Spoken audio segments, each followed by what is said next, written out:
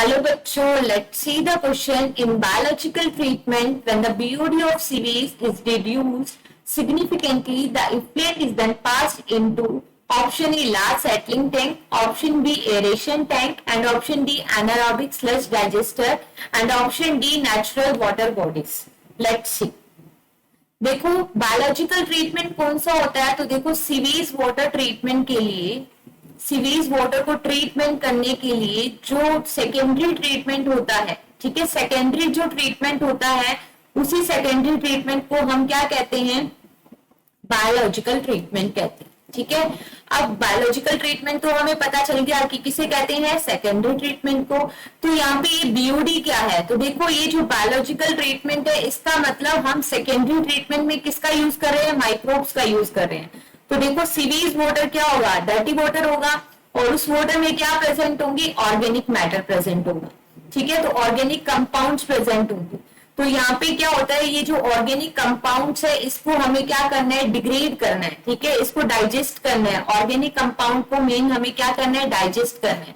तो इसको डाइजेस्ट करने के लिए जो माइक्रोब्स होते हैं वो माइक्रोब्स क्या करते हैं, वाटर में प्रेजेंट ऑक्सीजन का यूज करते रहते हैं। ठीक है, जो एरोबिक माइक्रोब्स है उनको वही ऑर्गेनिक कंपाउंड्स को ब्रेक करना है, उसके लिए उन्हें ऑक्सीजन चाहिए।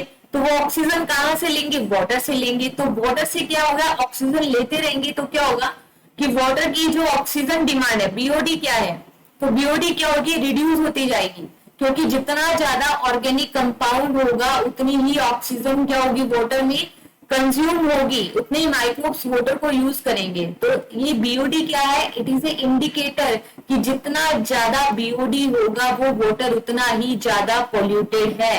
अब देखो माइक्रोब्स जैसे जैसे ऑर्गेनिक कंपाउंड को ब्रेक करेंगे, डाइजेस्ट करेंगे, तो बीओडी रिड्यूस होती जाएगी, और जैसे ही बीओडी रिड्यूस होगी लगभग 10 to 15% तक, तब ये जो हमने एरेशन, इनिशियली हमने इसको किस में डाला था, एरेशन टैंक में, लेटर ऑन हम इसको किस में डाल देंगे, सेटलिंग टैंक में। ठीक है, किस में डाल देंगे, सेटलिंग टैंक में।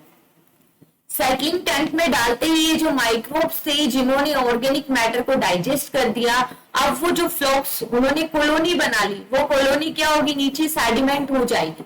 ठीक है, सेडिमेंट होगी कॉलोनी, और ये जो सेटलिंग टैंक के अंदर जो कॉलोनी सेडिमेंट हुई है, it is called activated sludge. इसको क्या बोलते हैं, एक्टिवेटेड स्लज। ठीक है, और जो सुपरनेटेंट है जो फ्लोट कर रहा है ऊपर, दैट इज कॉल्ड द इफ्लेंट। ठीक है, ये क्या है, इफ्लेंट। तो देखो क्वेश्चन में पूछा क्या है कि जैसे आपने बायोलॉजिकल ट्रीटमेंट किया, मतलब आपने सेकेंडरी ट्रीटमेंट किया और आपने एरेशन टैंक में डाला, किसको, जो हमने प्राइमरी ट्रीटमेंट से इफ्लेंट लिया था उसको डालेंगे एरेशन टैंक में। तब वहां पे माइक्रोब्स ने एक्टिविटी की, तो जो ये इफ्लेंट था, इफ्लेंट किस में डाल दिया हमने, लार्ज सेटलिंग टैंक के अंदर। ठीक है, तो कहां डाल दिया, लार्ज सेटलिंग टैंक में। सो हमारा करेक्ट आंसर क्या आएगा, option A, the effluent is then passed into large settling tank. ठीक है, बेस्ट ऑफ लक।